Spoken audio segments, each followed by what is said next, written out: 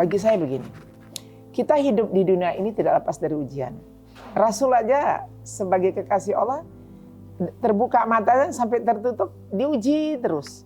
Negara Indonesia ini miskin karena akhlak, bukan karena kesuburan ataupun bukan karena negaranya. Maaf, semua ada di Indonesia, tapi akhlak yang menjadikan kita miskin. Akhlak mental ini yang harus dirubah.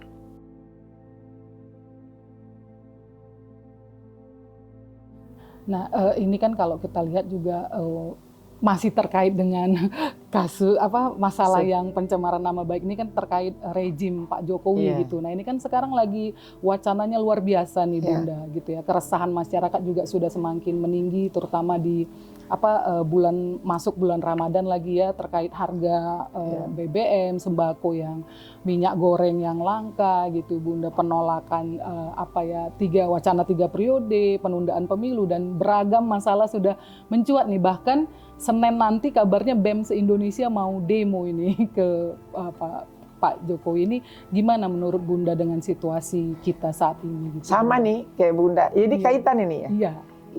Ibu Maini ini tadi berkaitan di sini. Ya. Sosial Mudah-mudahan Pak Jokowi menerima ini tetap lapang dada. Bagi saya begini, kita hidup di dunia ini tidak lepas dari ujian. Rasul aja sebagai kekasih Allah terbuka matanya sampai tertutup, diuji terus. Ya, bagaimana di akhir zaman?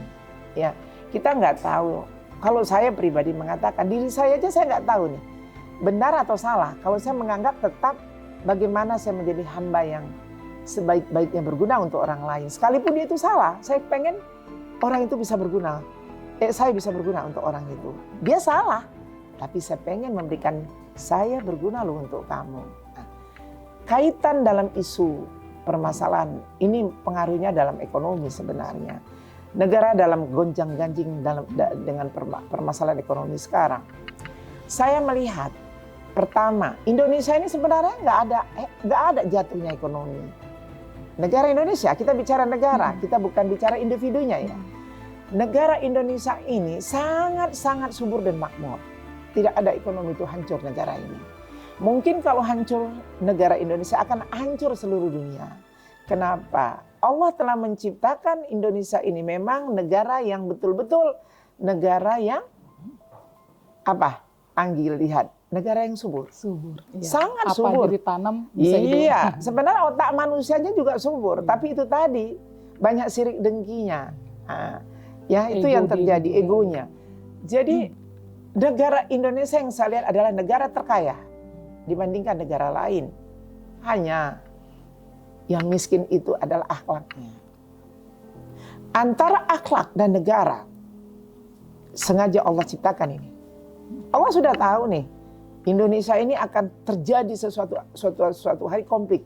Kembali kepada surat Ar-Rahman. Nikmat yang mana lagi kau dustakan? Kembali, saya suka bilang gini, hei indah, nikmat yang mana lagi yang kau dustakan? Itu kalau saya sedikit aja tidak saya syukurin, saya sudutkan diri saya sendiri sampai 33 kali. Allah berbicara dan menyindir kita di dalam surat Ar-Rahman itu. Kembali tadi, sudah kuciptakan kau segala macam aneka ragam suku, kuberikan kau segala macam tumbuh-tumbuhan di negara ini yang subur, yang luar biasa. Tapi tidak pernah kau syukuri nikmat itu. Tidak salah dong, datang ujian silih berganti. Kembali kepada Bapak Presiden Republik Indonesia. Apa urusan kita terhadap presiden? Seharusnya presiden itu berurusan dengan kabinet, para menteri, bukan kepada rakyat. Kalau itu saya. Presiden itu membangun sistem. Sistem itu ada di menteri kabinet. Kalau saya melihat ini nggak ada kompak ini menterinya. Kasihan Pak Jokowi. Seharusnya para menteri kabinet ini pasang badan untuk Pak Jokowi mengenai negara Indonesia. Bukan diam. Dia turun ke bawah menyelesaikan gejolak ini tadi. Ini enggak. Santai kayaknya saya lihat. Yang satu bicara ini, yang satu bicara ini. Apakah cuma menunjukkan kehebatan mereka masing-masing? Otak semua sama. Saya juga bisa jadi menteri kalau saya mau. Saya minta aja kepada Pak Jokowi. Untuk apa? Kalau otak dan hati saya tidak sesuai dengan apa niat saya, ini menjadikan suatu beban loh sebenarnya. Ya, saya nggak menyalahkan Pak Presiden ya. Ini bicara Presiden dan negara, Presiden dan Jokowi. Pak Presiden ini cuma seorang manusia loh, dipilih oleh rakyat. Ketentuan ada di Allah. Tidak ada berhak satu manusia pun untuk mencegah kalau pilihan itu jatuh kepada Joko Widodo. Tapi ini yang terjadi, saling tunding, saling hujat. Dimulai dulu dengan pemikiran akhlak yang berbeda. Seandainya kita membangun sistem negara kita satu kerucut dengan suku agama lintas agama yang kita pegang kokoh. Kita nggak usah bicara dulu, bicara aku yang alim ya. Di depan Allah jangan bicara alim. Ya, kita bicara kebersamaan. Kalau ini bisa kita kuatkan ukhuwah kebersamaan ini, karena di Indonesia ini terbentuk segala suku lintas agama di Republik Indonesia ini. Harusnya ini dulu dikokohkan. Bangun dulu satu wadah terbentuk dengan kokoh yang kuat, bersinergi, nggak usah banyak-banyak. Cukup orang-orang yang tulus dan ikhlas tadi, atau orang ikhlas dan sabar, atau orang yang bertakwa, yang takut kepada Tuhan. Jangan yang kita pilih itu orang yang sepele kepada Allah, yang tukang menyimpan harta benda negara Indonesia kaya loh, tapi dia simpan harta itu untuk kepentingan hidupnya pribadi. Nah, ini jangan dipilih. Rakyat miskin, ya kalau Pak Jokowi udahlah presiden, itu Allah yang milih. Tapi para menteri dan kabinet, mau DPR, mau siapapun sampai lurah, bangun ini kebersamaan ini untuk membangun ekonomi. Mau dari gaji mereka dipotong, mau apa, lakukan. Saya nggak kaya loh, tapi saya tiap hari melakukan ini untuk supaya orang nggak berdosa atau kita nggak berdosa untuk menonton mereka tuh nggak makan. Saya aja malu pakai baju cantik kalau di depan saya ada orang nggak pakai baju cantik. Saya pasti banyak dong orang yang punya kelebihan uang. Ini gara-gara minyak makan. Sementara minyak apa tadi? Perkebunan ini luar biasa besarnya. Apa? Ada rahasia apa nih? Apakah kita harus tunding Pak Jokowi yang salah? Atau menteri kabinetnya yang salah? Atau pengusahanya yang salah? Atau masyarakat rakyat yang salah? Ini yang harus kita buka. Nah ini kan masalahnya Bunda, dengan beragam wacana dan keresahan sosial di tengah masyarakat kita itu kan tetap yang muaranya itu ke Pak Jokowi gitu. Masyarakat selalu menyalahkan kembali kepada Pak Jokowi. pimpinan. Iya. Kalau ya ini gimana Bunda? Padahal kita kalau flashback kan menteri-menteri ini yang buat wacana penundaan pemilu. Nggak usah gitu. 3 periode juga itu kan menteri-menteri sebenarnya dari Ini Pak Jokowi sendiri tidak ada keluar gitu. Tapi benar. tetap yang disalahkan yang ini kan Pak Jokowi. Ini gimana Bunda untuk masyarakat kita yang masih mindsetnya berpikir seperti itu Bunda? Kembali tadi kan, manusia itu kan beraneka ragam. Dari pemikiran otak tadi yang saya bilang, negara Indonesia ini miskin karena akhlak, bukan karena kesuburan ataupun bukan karena negaranya. Maaf, semua ada di Indonesia. Tapi akhlak yang menjadikan kita miskin. Akhlak mental, ini yang harus dirubah. Kalau saya pengen membuat satu universitas Bunda Indah mental akhlak, universitas mental akhlak. Mau saya bina dulu nih, satu yang berlagak pintar, yang satu berlagak kaya, yang satu berlagak cantik, yang satu semua merasa punya kelebihan, ternyata bodoh karena mental akhlaknya rusak. Kalau memang sudah dipilih Allah kita untuk menjadi satu panutan terhadap negara ini, turun dong ke rakyat. Lihat rakyat itu. Jangan semuanya itu karena jasnya, karena bajunya, hanya karena tahta jabatannya. Jangan. Kita nggak ada bicara Pak Jokowi ya. Ini bicara individu. Kita bicara kebersamaan ini. Apakah menterinya, ataukah ke DPR-nya, ataukah kepada sampai lurahnya yang tadi saya bilang. Wali kota, gubernur, mana? Coba sekali-sekali turun ke lapangan. Semua. Saya ingin Pak Joko itu sekali-sekali perintah selama 1 bulan. 4 kali turunkan semuanya ke lapangan. Tinjau. Jangan kasih amanah kepada orang yang mencuri amanah, mengkorupsi amanah itu. Berikan amanah ini kepada yang betul-betul penerima amanah.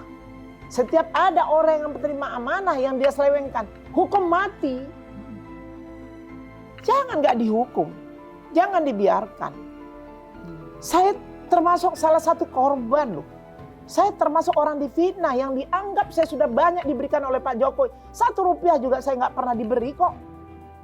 Saya membantu semuanya ikhlas. Nggak pernah saya salahkan Pak Jokowi. Urusan apa saya salahkan dia? Saya belajar istiqomah. Kenapa dalam kandungan ibu saya nggak makan selama 9 bulan saya hidup kok? Ngapain saya menyalahkan orang? Tapi kembali, kalau ada orang yang tidak punya akhlak, nggak punya otak untuk tidak punya kebersamaan, dia sudah dipilih menjadi kandidat, sudah dipilih, jangan perkaya diri itu. Cek itu keuangan dia di bank. Berapa gaji dia? Seharusnya gaji menteri atau gaji semuanya itu dipotong 30%, 40 atau 50% untuk rakyat, nggak miskin mereka. Ini sudah dapat gaji besar, dapat lagi dari investor, investasi, belum lagi tanda tangan satu proyek dapat lagi. Rakyat makin miskin. Makanya keluar gejolak ini tadi. Kenapa diuji negara Indonesia ini dengan ekonomi? Siapa yang salah? Aku atau kau? Tanya diri sendiri. Nah, kembali tadi mahasiswa mau turun. BEM. Iya. Saya nggak tahu apa BEM. Singkatan BEM aja saya nggak mau tahu lah. Yang penting ya kalau saya mau tahu saya ketawa aja. Kenapa? Kalian turun ada mama kalian kok. Jangan ngadu sama Bunda Indah. Ayo sama-sama kita bisa menyelesaikan permasalahan ini. Kalian punya orang tua. Apa tuntutan kalian? Kalian cuma mahasiswa. Siapa yang mendorong kalian untuk menuntut atau merangin negara ini? Kalau punya pemikiran dan akhlak, malu kita terhadap diri kita. Kalau kita di bulan Ramadan ini mau memberontak. Kalau memang salah Pak Jokowi atau Menteri Kabinet, ada cara, santun. Bukan salah malah saling menyalahkan. Ini sampai saya menggebu ini. Iya, Bunda. Kenapa? Saya punya anak 4, bisa saya didik dengan baik. Suami saya mantan yang paling bandel dulu, pernah jadi segala macam sebelum nikah sama saya. Saya didik bisa menjadi orang baik. Begitu banyak majelis saya didik bisa jadi orang baik. Ini siapa nih yang gak baik? Orang tuanya atau anaknya? Pimpin negaranya atau rakyatnya? Wallahu a'lam. Jadi Bunda nggak setuju nih untuk mahasiswa demo, lebih baik ada cara santun ya Bunda ya untuk yang namanya demo. Saya tidak setuju. Saya nggak setuju. Ada pakai cara segala cara. Kalau memang kita ini punya hati, ya Anggi, punya hati. Setiap manusia yang punya hati ikhlas dan sabar, bertakwa, doa itu makbul. Saya pengen memimpin doa, saya nggak punya kepentingan ya. Saya dakwah aja nggak pernah dibayar kok. Saya yakin doa saya makbul. Tapi kalau saya siap melangkah, saya dibayar, saya yakin doa saya nggak makbul. Nah ini sebagai contoh kepada rakyat Indonesia. Ya, maunya berpikirlah kita bagaimana caranya untuk ini semua bisa berubah. Kembali dalam diri kita dulu. Dalam diri kita, dalam rumah tangga kita, baru di luar rumah tangga. Melalui apa? Gak bisa dulu dengan segala keras, pakai doa lah. Kalau udah gak mampu, pakai doa. Doa itu melalui apa? Hati yang ikhlas. Rendahkan hati kau sama aku, kata Allah. Ya, sabar kau kepada aku. Ini postingan segala jelek orang diberikan kepada yang satu yang lain. Gimana doa itu mau terkabul? Lihat Rasulullah itu berjihad. Gak ada dia memerangi musuhnya. Satu pun musuhnya itu dirangkul. Dia memerangi musuhnya dengan doa. Itu Bunda Indah tuh. Saya dengan doa. Saya dijelekin, saya ditipu, saya difitnah, saya dibilang segala macam pakai doa. Gak mungkin Allah gak ngabulkan doa saya. Kenapa? Yang bukan diri saya yang buat dia kok, Allah. Saya bersahabat sama alam, saya bersahabat dengan para malaikat, saya bersahabat dengan roh-roh yang baik. Saya nggak mau bersahabat dengan para setan. Sekalipun manusia itu berhati iblis, saya hindarin. Ngapain saya dekat? Itu yang yang selalu saya terapkan kepada majelis saya. Ya, makanya masalah ada beberapa item yang akan didemokan oleh para mahasiswa BEM ya. Tadi BEM ya. Iya, BEM. Ya, saya yakin mereka itu dewasa lah. Saya doa kok. Insya Allah BEM akan bisa lunak hatinya. Kalau bisa tahan nafsu itu. Kayak Bunda Indah ini dari kecil udah menderita, lihat. Hidupnya bahagia. Biar nggak punya apa-apa, nggak kaya, tapi dia terus bisa memberikan kebaikan. Nggak usah lah dekat dengan nama kekuasaan. Nggak didekatkan pun sama Pak Jokowi. Nggak apa-apa ya Pak Jokowi. Tapi saya orang pertama yang mendoakan Bapak untuk tetap janji Bapak tepati terhadap rakyat dan terhadap negara ini. Itu yang saya doakan setiap hari. Kalau Pak Jokowi itu tidak menunaikan janjinya, ada Allah kok. Ngapain kita capek-capek menyerang Pak Jokowi? Orang dia milik Allah. Sekarang yang harus Pak Jokowi kerasin adalah menteri kabinetnya. Itu yang Pak Jokowi harus tegur keras. Kalau enggak, 3 bulan aja kontrak mereka Pak Jokowi. Lepaskan setelah itu mereka. Ngapain dipiara? Kalau tidak mampu dan setia membela negara, membela rakyat. Pasang badan untuk presiden. Indah aja pasang badan untuk memilih Pak Jokowi. Tanpa duit 1 sen pun dia berikan kepada saya. Nah, kok bisa saya lakukan? Ini menterinya banyak yang kaya. Benar nggak? Kok tidak mau turun ke jalan? Jangan duduk di tempat yang mewah aja, berasi aja. Coba berpanas-panasan sama Bunda Indah sekali-sekali. Menteri Perdagangan itu kok diam banyak. Kalau memang ada mafia-mafia yang menutup semuanya permasalahan ini, termasuk salah satu minyak makan, gebrak. Ini saya mau bikin pasar murah. Saya bikin 15.500 minyak. Biarlah saya yang jadi korban. Itu yang mau saya lakukan. Kemarin di Jakarta juga saya lakukan. Terus saya buat. Karena minyak, gara-gara minyak banyak merepet mama-mama ini. Jadi saya tutup, saya kunci melalui minyak makan. Jadi diam mereka. Saya korban lagi dong. Udah korban fitnah, sekarang korban minyak makan. Bunda lagi yang korban. Terus karena yang di atas duduk santai-santai. Enak-enak. Ya enggak pernah melihat jeripaya seorang pejuang seperti Bunda Indah. Saya enggak minta dibantu kok. Tapi lihatlah. Ini sampaikan ini, jangan takut kalau bicara Bunda Indah. Saya nggak pernah takut. Karena saya bicara kebijakan dan kebenaran. Amal ma'ruf. Nggak ada pakai gaya-gayaan, hanya cuman untuk merepet ataupun cuman untuk merepet fitnah ataupun berdakwah hanya karena uang. Enggak, saya enggak. Karena Bunda Indah nggak mau diintervensi siapapun. Siapapun tidak boleh intervensi saya. Saya merah putih loh.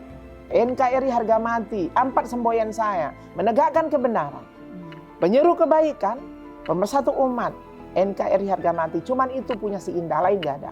Makanya saya setia sama negara. Itu saya. Luar biasa Bunda.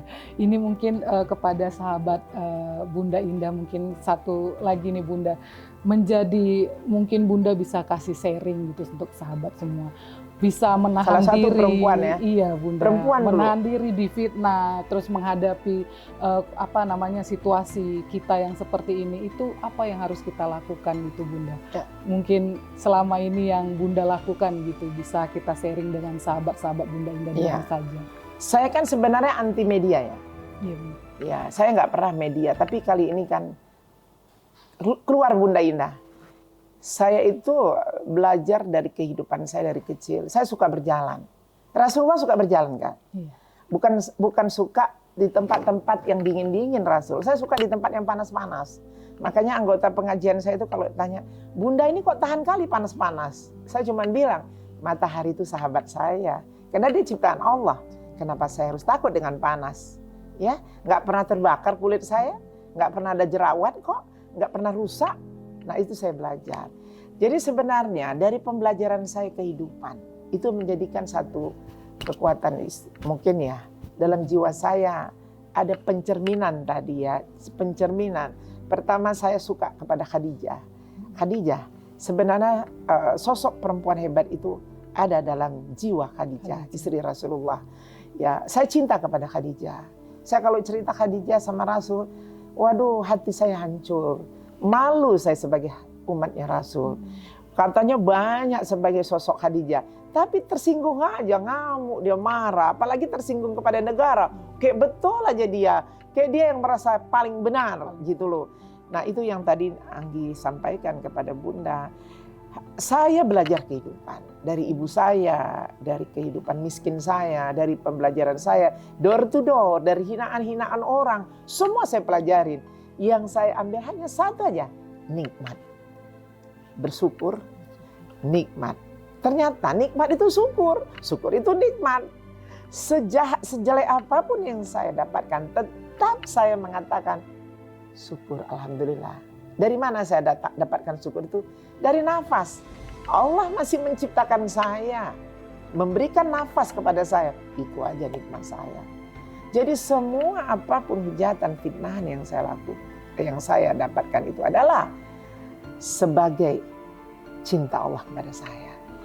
Tanpa Allah mencintai saya dengan ujian, dia nggak sayang saya. Jadi itu, rupanya kalau mau dicintain Allah diuji dulu, dihina, waduh kalau udah diuji. Jadi saya suka bertarung antara iman dan nafsu saya. Kalau saya bisa menembak nafsu saya dengan iman saya dengan senyum, waduh itu nikmatnya nggak ada. Tidak ada makanan yang selezat apapun selain bersyukur. Karena begitu saya tunduk, saya bisa lawan nafsu saya tadi dengan rendah hati saya di bawah tanah ini. Ternyata kemuliaan itu kita sebagai manusia, tapi ada lebih mulia lagi adalah bumi. Dia bisa menahan dosa kita. Saya rendahkan diri saya di bawah bumi Allah ini untuk saya bisa memaafkan semua yang diciptakan Allah kepada saya. Ya pasti Allah senyum kepada saya. Itu aja. Masya Allah. Artinya syukur dalam kondisi apapun ya. Oh iya, apalagi di bulan suci ya. Ini yang saya Iya. minta Anggi kepada rakyat Indonesia. Boleh? Iya Sedikit boleh saya. Bunda. Ya, kepada rakyat Indonesia, khususnya kepada kaula muda, mahasiswa, organisasi yang ada di Indonesia yang saya cintai, yang kita cintai bersama-sama. Sakit memang kalau kita tidak diperhatikan. Sakit memang kalau kita tidak dicintai. Sakit memang kalau kita tidak disentuh maupun disayang. Tapi lebih sakit kalau kita tidak dicintai oleh Allah. Kalau cuma manusia yang tidak memperhatikan kita. Sekalipun petinggi-petinggi Republik Indonesia tidak memperhatikan kita. Ikhlaskan. Buktikan kepada Allah bahwasanya kami bersyukur atas nikmat-Mu karena Kau telah masih memberikan kami nafas. Buktikan kepada negara ini kita bisa bersama dalam satu kekuatan untuk menjaga NKRI ini. Karena NKRI negara ini bukan milik penguasa tapi milik kita. Satukan hati kita anak-anakku. Datang kepada Bunda Indah untuk menyatukan, untuk kita bersatu. Kalau ada yang salah di depan kita, kita berhak untuk memerangi dan menegur, tapi bukan menghujat atau memfitnah. Itu yang Bunda inginkan kepada semua mahasiswa. BEM, jangan terprovokator kepada siapapun. Gunakan hati kalian. Gunakan iman kalian terhadap negara ini. Bukan untuk ditunggangin karena kepentingan politik. Kasihan kalian. Sudah banyak yang jadi korban waktu 98. Mati menjadi korban karena keegoisan kita. Kita tidak tahu yang mana surga itu. Apakah kita dapat surga itu dari membela manusia atau membela nafsu kita? Kembali kepada kalian anak-anakku. Bersatulah kalian kokoh. Bersatulah kalian sesuai dengan apa amanah dari Allah. Untuk menjadikan satu ikatan kasih sayang, cinta, saling bisa memberi satu sama lain dalam bentuk kasih sayang dan cinta penuh karena Allah Subhanahu wa taala. Semoga negara Indonesia ini tetap kondusif, tetap aman karena masih ada Bunda Indah. Dengan doa dan tulus, ikhlas saya kepada negara ini. Saya nggak butuh, kalaupun saya tidak ditemukan oleh petinggi negara ini, saya nggak butuh untuk saya diperhatikan. Tapi saya lebih bagus memperhatikan rakyat yang lagi stres hanya karena keadaan kemiskinan. Keadaan ekonomi sekarang yang lagi terseok-seok karena mereka membutuhkan perhatian kita. Hanya itu yang saya pesan kepada semua masyarakat Indonesia, termasuk BEM sebagai mahasiswa yang Bunda cintai. Masya Allah, semoga adik-adik mahasiswa mendengar pesan-pesan dari Bunda gitu ya, tetap Maunya pada tanggal 11 ya, Bunda. saya ingin majelis taklim se-Indonesia ini, Ya, kalau mereka turun kita sholat bersama, kita doa. Pengen saya pimpin doa ini supaya turun malaikat untuk membuktikan kebenaran itu. Mana yang benar itu, mana yang salah. Allah akan menunjukkan kebenaran itu. Gak usah kita tunding semua orang-orang yang mungkin tidak memperhatikan kita. Biarkan mereka berjalan dengan nafsu mereka, dengan sombong mereka. Tapi kita bersama, biar kita kuat ya, kita kuat bersama. Saya yakin para mahasiswa ini akan datang kepada saya, akan berkumpul kepada saya. Saya yakin itu. Karena semalam mereka sudah datang kepada saya. datang, ya, Bunda. Saya akan datangi mereka nanti di pusat di Jakarta. Iya. Nah, itu mungkin pesan Bunda ya, tetap bersabar dan sama-sama belajar, berdoa ya, belajar untuk bersyukur dalam situasi dan kondisi Apalagi apapun. bulan puasa jangan dikotori ya. Apalagi bulan puasa, bulan yang paling suci, bulan segala bulan, Bulan ya Bunda.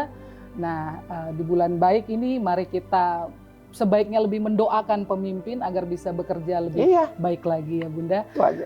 Iya.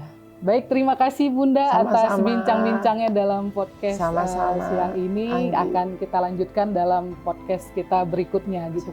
Terima kasih kepada sahabat-sahabat Bunda Indah semua yang sudah menonton tayangan kali ini, dan jangan lupa tayangan Bunda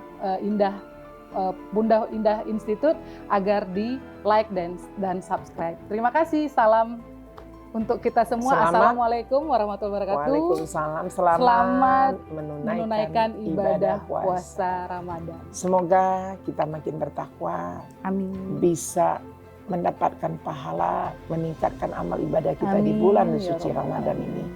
Itu yang Bunda doakan. Iya. Assalamualaikum Assalamualaikum warahmatullahi wabarakatuh.